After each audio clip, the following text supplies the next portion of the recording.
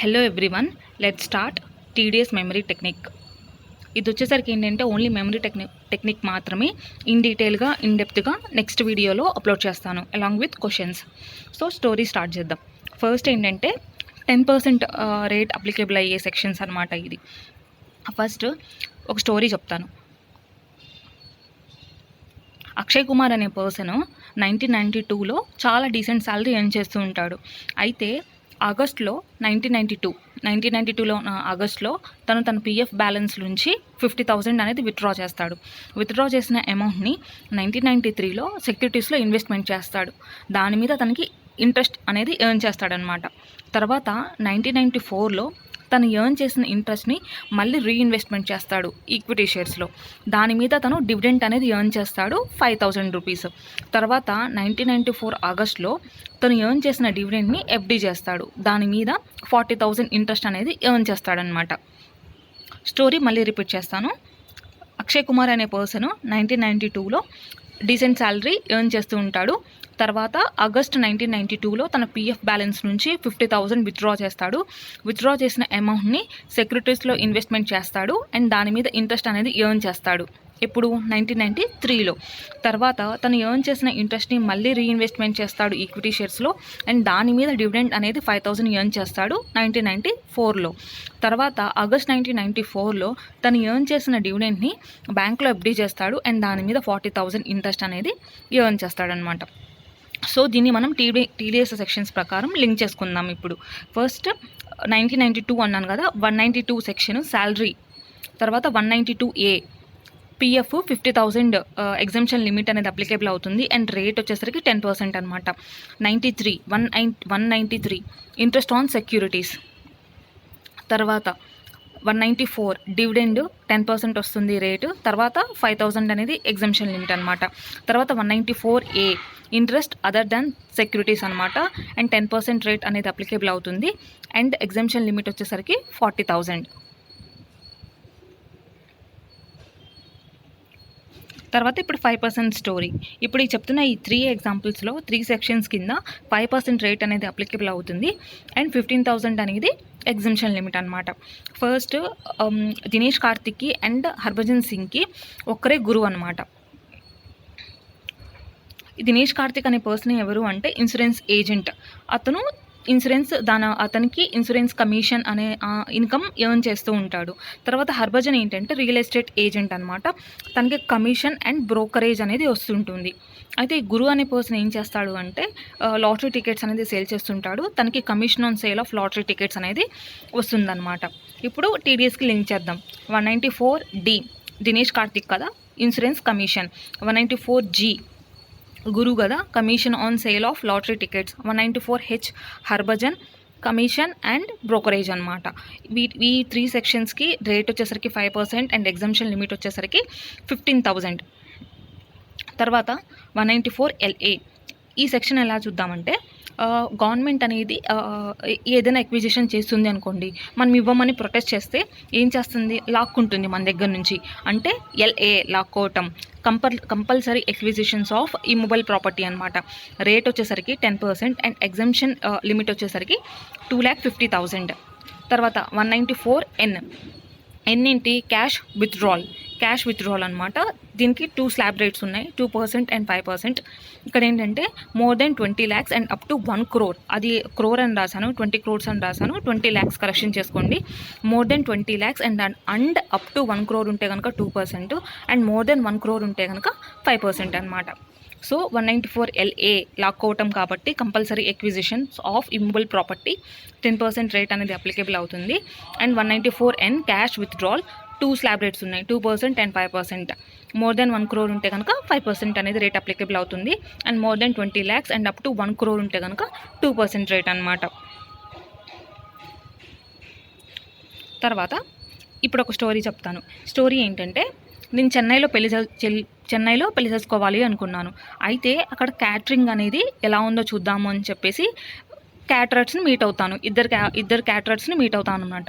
వాళ్ళు ఎలా కాంట్రాక్ట్ చెప్తారు అంటే ఒకళ్ళేమో 30,000 అంటారు అండ్ ఇంకొకళ్ళేమో 1 lakh రూపీస్ అంటారు. అయితే మనము క్యాటరింగ్ అనేది ఇండివిజువల్ పర్సన్తో కనుక కాంట్రాక్ట్ తీసుకుంటే వన్ టైప్ ఆఫ్ స్వీట్ మాత్రమే ప్రొవైడ్ చేస్తారు. అదే అదర్ దాన్ ఇండివిజువల్ అంటే ఆ క్యాటరర్ అనేవాళ్ళు కంపెనీ అనుకోండి, అప్పుడు వాళ్ళతో ఎంటర్ అయితే కనుక 2 టైప్స్ ఆఫ్ స్వీట్స్ ప్రొవైడ్ చేస్తారు. అర్థమైందా? చెన్నైలో పెళ్లి చేసుకుందాం అనుకున్నాను, 2 టైప్స్ ఆఫ్ క్యాటరింగ్ చూశాను. ఒకళ్ళేమో 30,000 అంటున్నారు అండ్ ఇంకొకళ్ళేమో 1,00,000 అంటున్నారు. అయితే ఇండివిజువల్తో ఎంటర్ అయితే కనుక 1 స్వీట్ మాత్రమే ప్రొవైడ్ చేస్తారు. అదర్ దాన్ ఇండివిజువల్ అంటే కంపెనీతో ఎంటర్ అయితే కనుక 2 టైప్స్ ఆఫ్ స్వీట్స్ ప్రొవైడ్ చేయబోతున్నారు. అయితే చెన్నైలో పెళ్ళి అయిపోయిన తర్వాత ఏమవుతుంది, ఇందోర్కి షిఫ్ట్ అయ్యాము. ఇందోర్కి షిఫ్ట్ అయ్యి అక్కడ ఒక ఇల్లుని రెంట్కి తీసుకున్నాం అనమాట. రెంట్కి తీసుకుంటే 2,40,000 అనేది రెంట్ పర్ ఇయర్. అయితే ఆ రెంట్ అకామిడేషన్ ఏదైతే ప్రొవైడ్ చేశారో ఆ ఓనర్స్ నాకు లెఫ్ట్ సైడ్ ఆఫ్ ద హౌస్లో 2 ప్లాంట్ అండ్ మిషనరీ ప్రొవైడ్ చేశారు and right side of the హౌస్లో 10 టైప్స్ ఆఫ్ ఫర్నిచర్స్ అనేది ప్రొవైడ్ చేశారనమాట. తర్వాత కొన్నాళ్ళకి ఏంటంటే ఈ రెంట్ ఎక్స్పెన్సెస్ అనేది ఎక్కువైపోతుంది, సో సిటీ అవుట్స్కర్ట్స్కి మూవ్ అవుదాము అని చెప్పేసి నేనేం చేస్తాను, ఇందిరా భవన్ అనే సిటీ అవుట్స్కర్ట్స్కి మూవ్ అవుతాను అనమాట. మూవ్ అయితే అక్కడ 5 BHK ఫ్లాట్ 50,000 రెంట్కి అవైలబుల్గా ఉందన్నమాట. అంటే చాలా తక్కువ కాస్ట్కి నాకు దొరుకుతుంది. అప్పుడు నేనేం చేస్తాను, అక్కడే కొన్నాళ్ళు ఉంటాను. ఉన్న తర్వాత ఏమవుతుంది, చాలా అమౌంట్ నాకు సేవ్ అవుతుంది. ఫస్ట్ ఇండోర్లో ఉన్నప్పుడు 2,40,000 రెంట్ పే చేశాను. ఇప్పుడు ఇందిరా భవన్కి షిఫ్ట్ అయిపోయి 5 BHKకి 50,000 రెంట్ మాత్రమే పే చేస్తున్నాను. అప్పుడు చాలా అమౌంట్ నాకు సేవ్ అవుతుంది. సేవ్ అయిన తర్వాత ఏంటి, నాకేమనిపిస్తుంది, అబ్బా ఇంకెన్నాళ్ళు రెంట్ హౌస్లో ఉంటాంలే, ఇప్పుడు నేనే ఒక ఓన్ హౌస్ కొనుక్కుందాము అని చెప్పేసి ఒక ఇమ్మూవబుల్ ప్రాపర్టీ పర్చేస్డే ఇమ్మూవబుల్ ప్రాపర్టీ నాకంటూ ఒక ఓన్ హౌస్ని నేను పర్చేస్ చేశాను అనమాట. ఎంత అమౌంట్కి, 50 lakhsకి పర్చేస్ చేశాను అండ్ సింగిల్ ఇన్స్టాల్మెంట్లో సెటిల్ చేసేసాను అమౌంట్ అనేది. తర్వాత ఓన్ హౌస్ సెటిల్ చేసుకున్న తర్వాత నాకంటూ ఒక ఓన్ కన్సల్టెన్సీని స్టార్ట్ చేశాను. ఆ కన్సల్టెన్సీలో డిఫరెంట్ టైప్స్ ఆఫ్ సర్వీసెస్ అనేది ప్రొవైడ్ చేస్తున్నాను అనమాట. అయితే ప్రతి సర్వీస్కి ఫీ ఎంత ఛార్జ్ చేస్తున్నాను అంటే 30,000 అనమాట. Professional fee, technical fee, royalty fee and non competent fee వచ్చేసరికి 30,000 అనేది ఛార్జ్ చేస్తూ ఉంటాను. అండ్ డైరెక్టర్ రెమ్యునరేషన్కి వచ్చేసరికి నో లిమిట్ అనమాట. అలాగే నా ఓన్ బిజినెస్తో పాటు వేరే వాళ్ళతో పార్ట్నర్షిప్ కూడా జాయిన్ అవుతానన్నమాట. జాయింట్ డెవలప్మెంట్ అగ్రిమెంట్, ఎంతమందితో, 10 మందితో కలిసి ఒక జాయింట్ డెవలప్మెంట్ అగ్రిమెంట్ కూడా ఎంటర్ అవుతానన్నమాట. ఇది స్టోరీ. అర్థమైందా? ఫస్ట్ చెన్నైలో పెళ్ళవుతుంది. పెళ్ళైన తర్వాత ఇండోర్కి షిఫ్ట్ అవుతాను, ఒక హౌస్ రెంట్కి తీసుకుంటాను. తర్వాత అక్కడ నుంచి ఇందిరా భవన్కి షిఫ్ట్ అవుతాను. 50,000కి ఒక చిన్న హౌస్కి, ఒక 5 BHK ఫ్లాట్కి షిఫ్ట్ అవుతాను అనమాట. అక్కడ నుంచి చాలా అమౌంట్ సేవ్ చేసి నాకంటూ ఒక ఓన్ ఇమ్మూవబుల్ ప్రాపర్టీని పర్చేస్ చేసుకుంటాను 50,000 పే చేసి. తర్వాత నాకంటూ ఒక ఓన్ కన్సల్టెన్సీ ఆఫీస్ని ఓపెన్ చేస్తాను. డిఫరెంట్ టైప్స్ ఆఫ్ సర్వీసెస్ అనేది 30,000 ఫీకి ప్రొవైడ్ చేస్తూ ఉంటాను. తర్వాత వేరే వాళ్ళతో జాయింట్ డెవలప్మెంట్ అగ్రిమెంట్ కూడా ఒక 10 మందితో ఎంటర్ అవుతానన్నమాట. ఇది స్టోరీ. దీన్ని మనము TDS ప్రొవిజన్స్ ప్రకారం లింక్ చేద్దాం. 194C వచ్చేసరికి కాంట్రాక్ట్స్ అనమాట. దాంట్లో రేట్స్ వచ్చేసరికి ఏంటంటే 1% అండ్ 2%, 30,000 అండ్ 1,00,000 రూపీస్ అనమాట. లిమిట్స్ చూసుకోండి ఒకసారి. తర్వాత 194I ఏంటంటే రెంట్ వస్తుంది, 2,40,000 exemption limit and plant and మిషనరీకి అయితే 2% రేటు, ఫర్నిచర్కి అయితే 10% రేటు. తర్వాత 194IB ఇందిరా భవన్ కదా, IB అనమాట. ఏంటి అంటే 5% రేట్ అప్లికబుల్ రేటు అండ్ 50,000 వచ్చేసరికి ఎగ్జంప్షన్ లిమిట్. 194IA ఏంటి, ఇమ్మూవబుల్ ప్రాపర్టీ, రేట్ వచ్చేసరికి 1% అండ్ ఎగ్జంప్షన్ లిమిట్ వచ్చేసరికి 50,000. 194J ఏంటి, సర్వీసెస్ అనమాట. దాని మీద ఛార్జ్ చేస్తున్న ఫీజు వచ్చేసరికి 30,000. 194IC వచ్చేసరికి ఇది జాయింట్ డెవలప్మెంట్ అగ్రిమెంట్, 10% రేట్.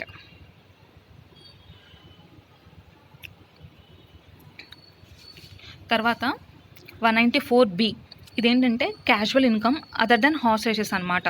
తర్వాత 194BB వచ్చేసరికి హార్స్ రేస్.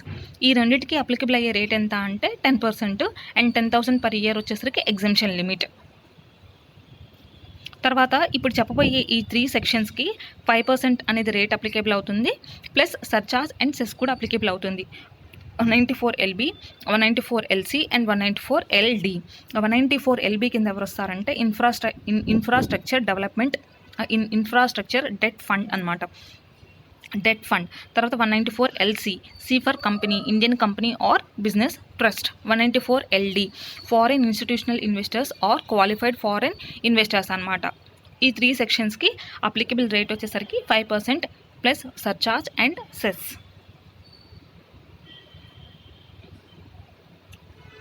తర్వాత ఇప్పుడు మళ్ళీ ఇంకొక స్టోరీ చెప్తాను.